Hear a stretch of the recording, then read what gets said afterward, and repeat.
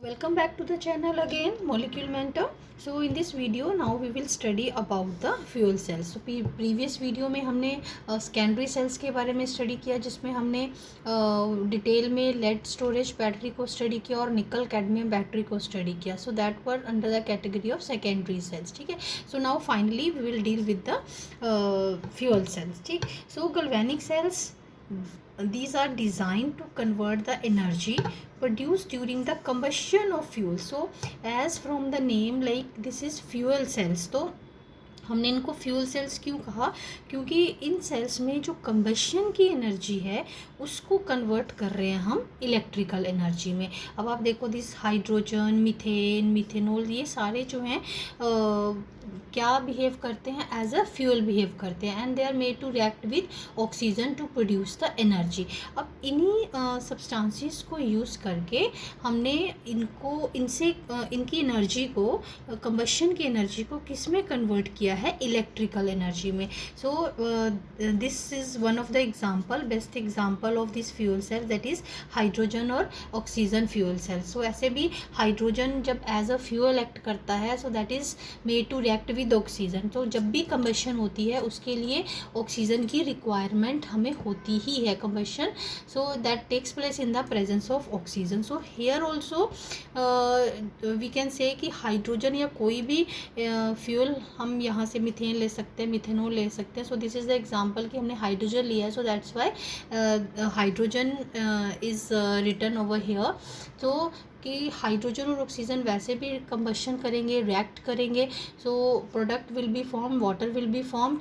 And अब लेकिन इन sales में हमने इन दोनों को ऐसे रिएक्ट कराया है so that whenever electrons they are exchange between them, we made this electrons to flow through the wire, so that we can have the electrical energy from this energy of the combustion of this fuel. So that's why the name fuel cell is given. So जो भी combustion की energy है उसको हमने convert किया है electrical energy में. ठीक है.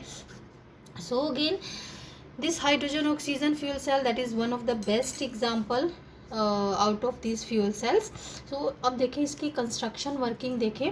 दिस फ्यूल सेल जो हाइड्रोजन ऑक्सीजन फ्यूल सेल है, दैट कंसिस्ट ऑफ 3 कंपार्टमेंट्स. ठीक है. एक ये कंपार्टमेंट हो गया, एक ये हो गया और एक ये कंपार्टमेंट हो गया. ठीक है. अब जो इसके जो 3 कंपार्टमेंट्स है, और यू कैन से ये जो सेपरेशन हुई है जिसमें हमने 3 कंपार्टमेंट्स में इस सेल को डिवाइड किया है, so these are the electrodes.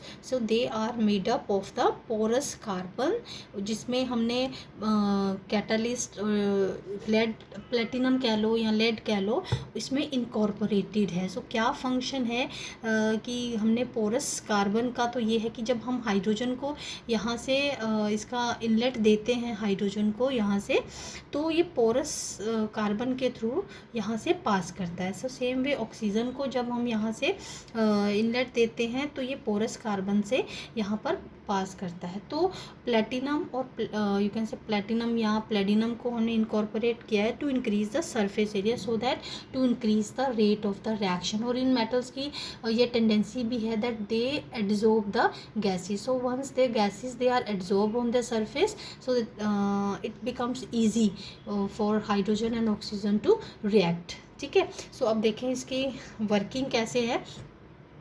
देखो, ऑलरेडी मैंने बता दिया कि ये 3 कंपार्टमेंट्स में डिवाइडेड है. ये हमारे पास इलेक्ट्रोड्स हैं. ठीक है. और इलेक्ट्रोलाइट सोल्यूशन जो इसमें यूज़ किया है, that is either aqueous KOH और एक्वस सोडियम हाइड्रोक्साइड. ठीक.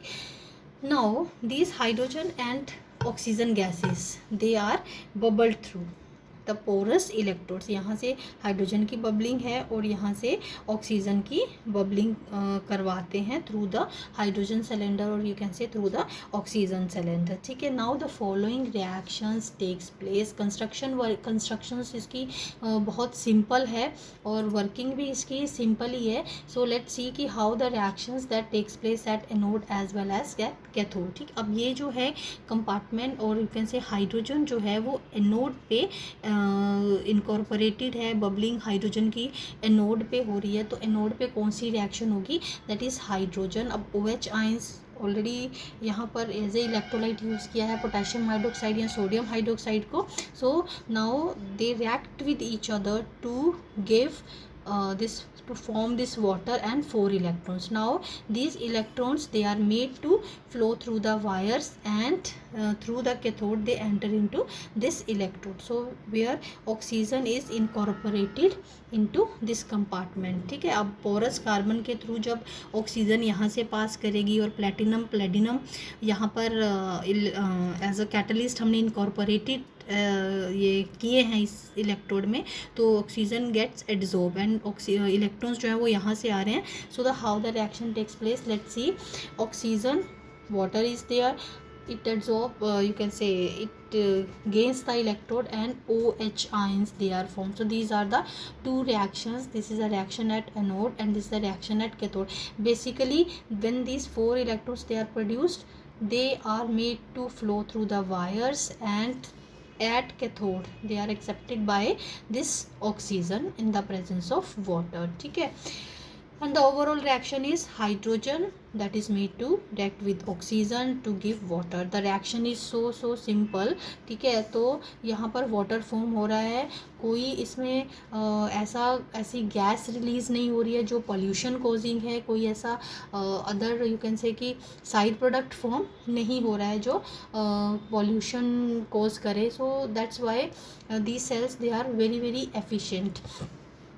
Then this is the so very simple, this is the construction and working of the fuel cell. So now the few points related to these fuel cells are, so this type of cells they are used in spacecrafts.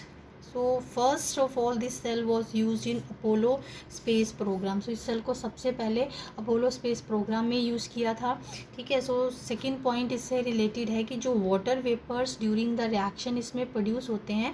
अभी हमने overall cell reaction देखा जिसमें hydrogen that is made to react with oxygen to form the water. तो ये water vapours produce होते हैं, they are made to condensed and they are added to the drinking water supply for the astronaut. So उसकी requirement जो है water की, वो इसके जो प्रोडक्ट फॉर्म हो रहा है उससे उसकी रिक्वायरमेंट को फुलफिल किया जा सकता है.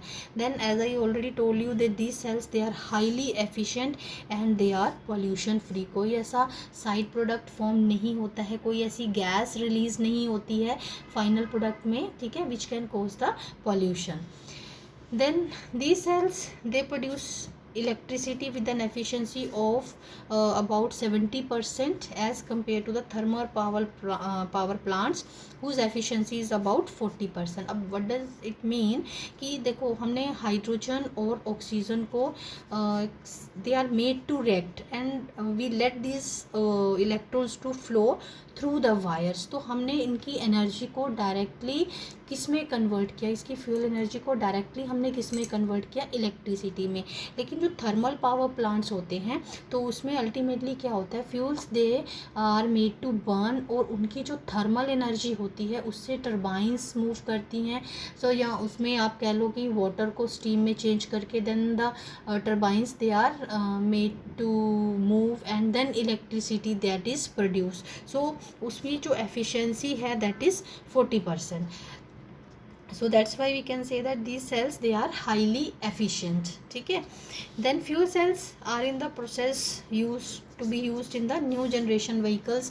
इन cells को new generation vehicles में they are in the process कि हम उनको vehicles में use कर सके. But the thing is that like for the working of these cells or continuous working of these cells, continuous supply of hydrogen and oxygen is there. So continuous supply देने के लिए हमारे पास hydrogen oxygen cylinders that should be attach. So that is still in the process that how the cells to be made so portable so that they can be used in the new generation vehicle. So that's all for this video.